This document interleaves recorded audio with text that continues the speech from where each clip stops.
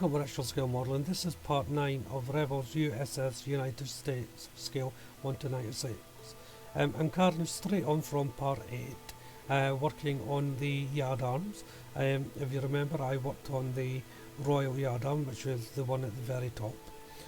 So let's get into this build because there's quite a lot to do. The one I'm working on here is the Gallant Yard Arm, and this is the next one down. Generally when I build these, I'll go from top to bottom. It is a tedious part of the build for some. I really enjoy this part, but you need a lot of patience when doing this. The most important thing is don't rush ahead thinking they're all the same. They're not all the same. Each one can be slightly different. Well, I've rigged this out, same as the other one. That's just a little tag to tell me which stage it is for when it goes on. Excuse me, when it goes on. There is a slight difference in the rigging though. This is why I'll show you. You've got a couple more pulleys here, two there, and there, and one there, and one there. So you got an extra 4 pulleys. This running link bit of rigging here is going under 2 loops, stabilizer loops, and goes to the end. And then the difference is there is another running loop here that goes to the end before we get to the other pulley. So that's the main difference. Unlike the Royal Yard, the top Gallant Yard and in fact the lower ones as you work down have these supporting beams running across. Each one will be slightly different. The location points can be difficult to locate once you put on all the supporting rigging. So make sure you know exactly where the location points are before you do the rigging, and try not to let the loops interfere with that, or you'll find it difficult to place these parts on. It's time to put the first 2 yards onto the mast. The location points are fairly easy to work out where they are. The half crescent bracket that fits into it just clips in to in between 2 little ridges that go along the mast. The instructions are slightly on where position them. If you look at the instructions, then the sheet, well, not the sheet, on a photograph, you'll find they're slightly lower than the instructions are telling you. So it's worth to research before you put them in, and make sure they're fairly dry before you put them on. You don't want to be putting too many on at once and knocking them out of position. Also, you don't really want them to go on square if you're putting on sheer the sails. If you put on the sails, they go at a slight angle, but that is explained in the instructions for those who do not know. This is the lower top sail yard going on now, and I'll leave that to one side for that to dry. So it's on to the lower yard arm now. This one you have to make up the 2 halves. It's quite a big piece. Don't try and marry it up at the end. Try and marry it up in the middle first, before joining it down to the end of the part. It just ensures a proper fit, and you may need a couple of clamps as well to hold this together. So I'm using Revell Agricolor 05 white, and this is for the main mast cross tree. This is basically the first platform on the main mast, and then it's going back to the foremast and the lower yard arm, and I'm just placing on the top cross beams now.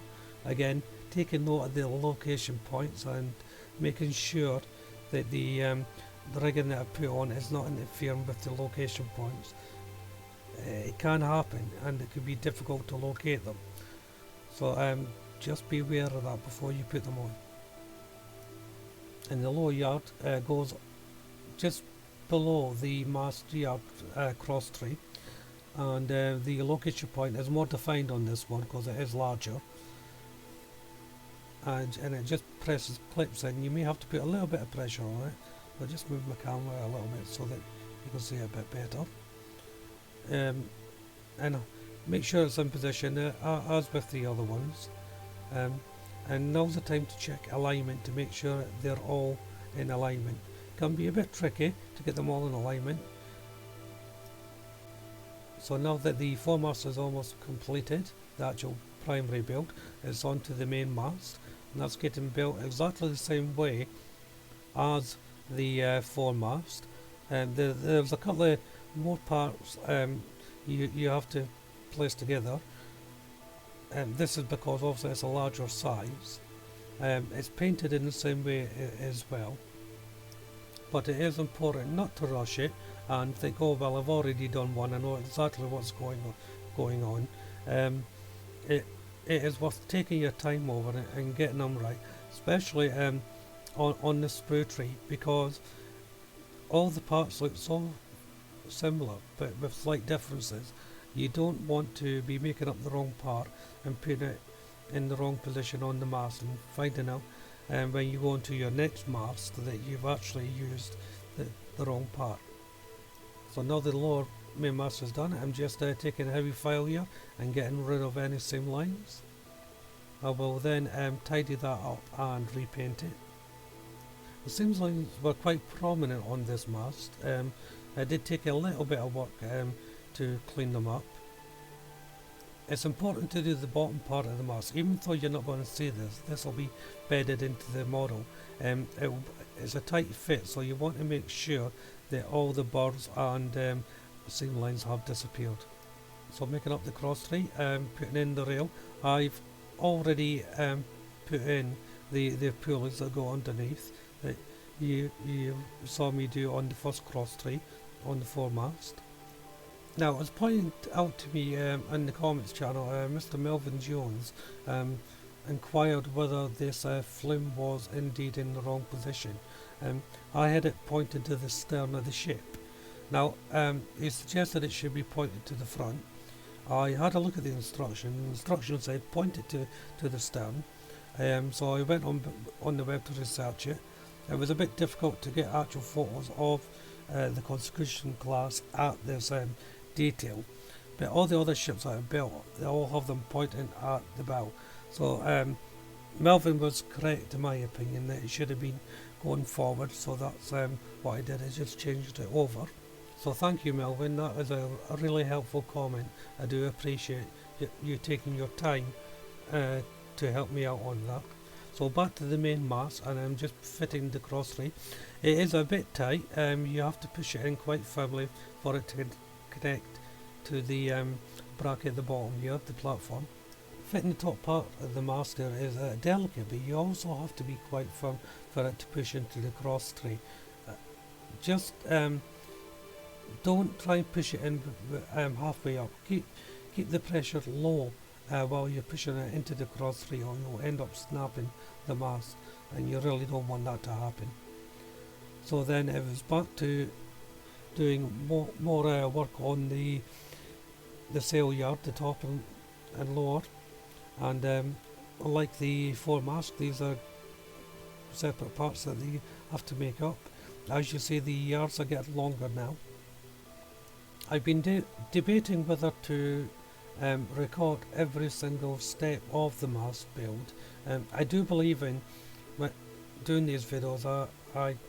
I show everyone how I do it, step by step, so you get a complete guide how I do it. Remember, it's not necessarily the right way, it's just how I build my models. But the problem is these masts are all very similar, and it can be rather repetitive. As you can see here, I'm putting on the top gallant yard on the main mast, and it's just really the same as the foremast. So I don't know whether I'll show you all these parts, but I will of course show you if there's any variations. I'm using Revell Aquacloth 382 wood brown for this next part of the mast, and this is still the mizzen mast. I'm not exactly sure the proper name for it, but it goes on at the bottom of the part of the mizzen mast. And on the mizzen mast, there's also a little collar that you have to put on, which comes in two halves. Make sure that it is in the right order. There is location points for it, but it will only go on a certain way. So once the main mast is made up, it's just a matter of touching up some paintwork. It is actually worth pointing out that I did put one of these cross trees in the wrong position, the little one at the top, not on this one, but on the main mast, just around the wrong way, but you can't really notice it. And then finally the last yard is going on, so this is the lower yard arm going on. Well, that's all three masts made up now, so I'm going to bring part 9 to a close. So if you haven't done so already, why don't you check out the other videos for this build and the channel for all my other builds. Hit the subscribe button for any updates, also the like button if you like what you saw, and you can leave any comment. But for now, thanks for watching, bye bye.